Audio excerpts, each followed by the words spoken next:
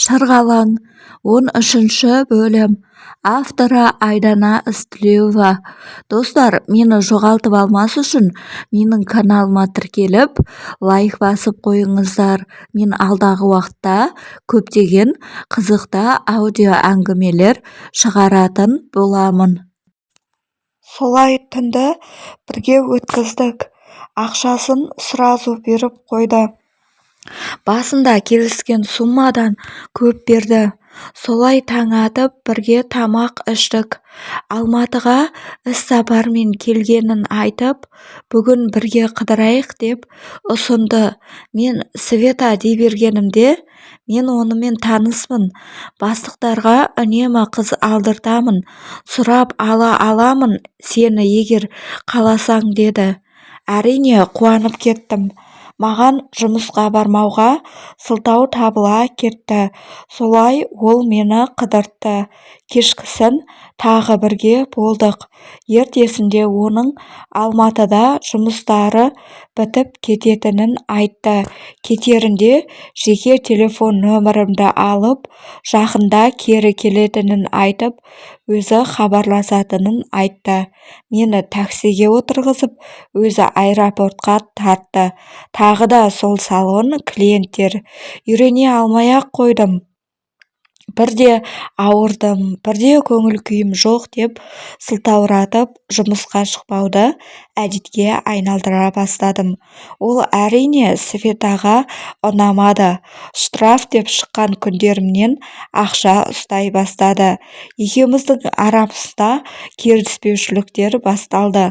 10 күннен кейін Сәкен хабарласып, ертең болатынын айтты. Светаға ештеңе айтпауын өтініп, оған айтпай, өзіміз кездесейік деп айттым. Ертесі күні хабарласып, мені парктен алып кетті. Бірге гостиницаға бар тамақтанып, орналасып, қалаға жұмыстарымен шықты. Мен бірге жанында жүрдім. Маған машинадан түсіп, оралған сайын бірде кофе, круассан алып, маған көңілін білдіруді ұмытпады. Кеште барға барып, кішкене билеп, нөмірге оралдық.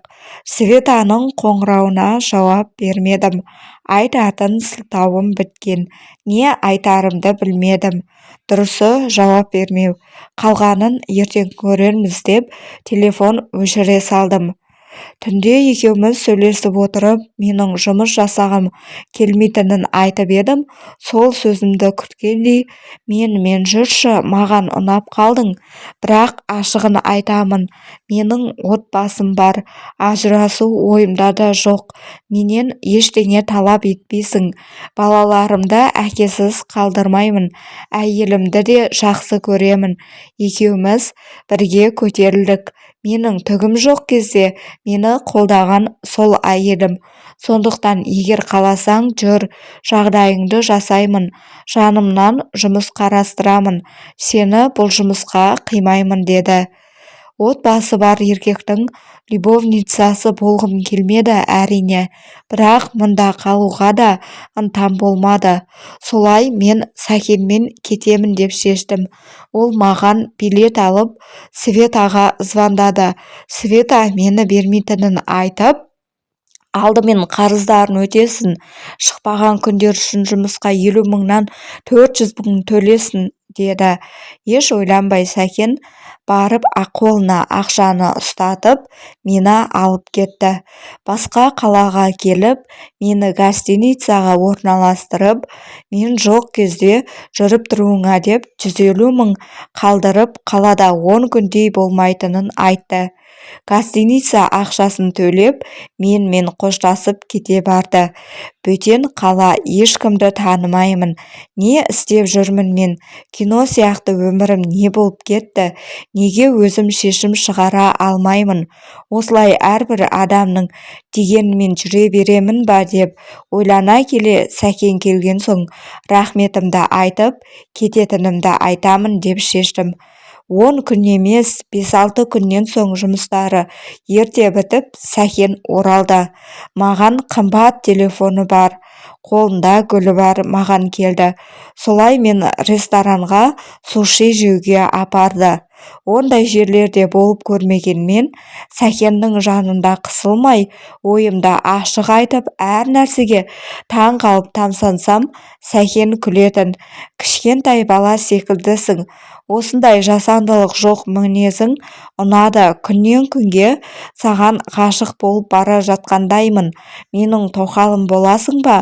Маған өзің сияқты сүйкімді қыз туып берші, бар жағдайыңды жасаймын. Менің қызым жоқ, деді. Сәкеннің бұл сөзіне бұртиып қалдым. Жұмыс жасап аяққа тұрғым келетінін айтып, бала тууға дайын еместігімді айттым. Мені түсінген болу керек.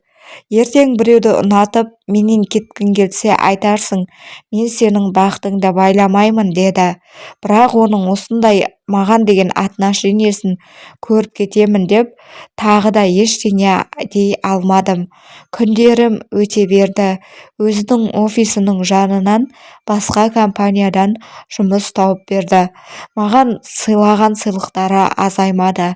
Бірде алтын, бірде шопинг ноутбук алып берді.